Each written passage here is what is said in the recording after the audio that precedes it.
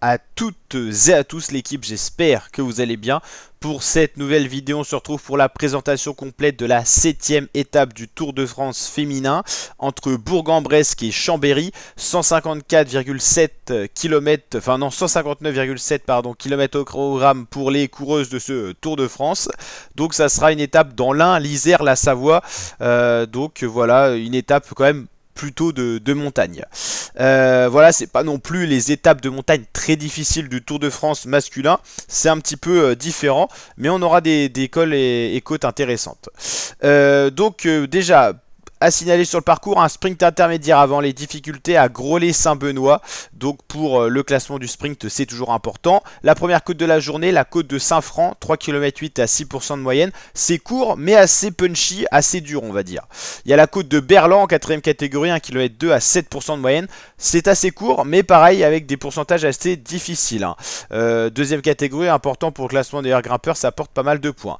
Et la dernière difficulté du jour qui culmine quand même à 1134 mètres, le col du Granier, 9 km en gros à 5% de moyenne, un peu plus roulant mais un peu plus long, avant une grosse descente qui sera assez technique pour arriver à Chambéry et s'adjuger une nouvelle victoire d'étape. Étape importante pour le classement général, étape importante pour les coureuses de type grimpeur, ça va être vraiment intéressant à suivre.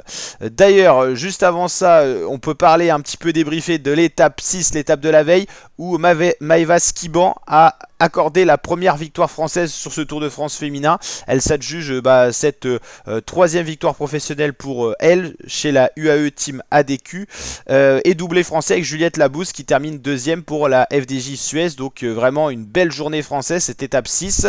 Le cours Piénard qui termine troisième, Demi Vollering quatrième pour les grosses leaders. Qu'est-ce qu'on a d'autre? Pauline Ferrand-Prévot dans les grands noms du cyclisme féminin et Nieva Doma dans le peloton notamment.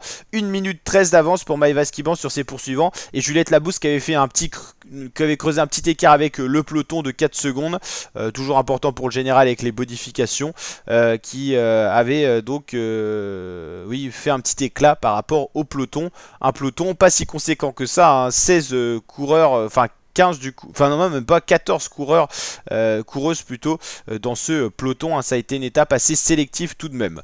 Au niveau du général, c'est toujours le cours Piénard qui est première devant Pauline Ferrand-Prévot, notre meilleure française au général. Nieva Dema Finet 3ème, Vollering 4ème, c'est qu'en poignée de secondes que ça se compte. Van den Breggen, Rojacker, Gigante, Pieters, Kebaol et Musig pour le top 10 avec quand même pas mal de coureuses françaises dans ce top 10. Au niveau maillot vert, c'est Viebs, pardon, on va y arriver avec 208 points. C'est encore un classement qui peut jouer dans les jours à venir. Grimpeuse, c'est Chabé, la Suisse, avec 29 points. Les meilleures jeunes, le classement n'est pas encore actualisé parce qu'elles étaient un peu plus lâchées, ces coureuses-là. Et classement par équipe, c'est pas encore actualisé parce qu'on est rapide après l'étape.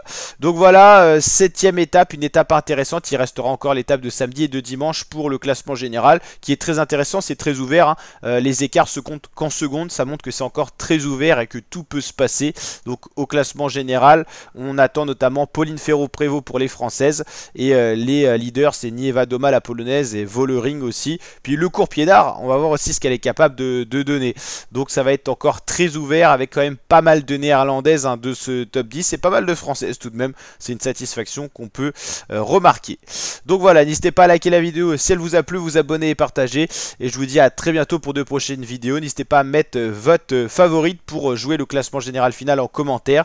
Et puis je vous dis à très bientôt pour suivre ce Tour de France féminin sur la chaîne YouTube. Ciao ciao les fratés, portez-vous bien.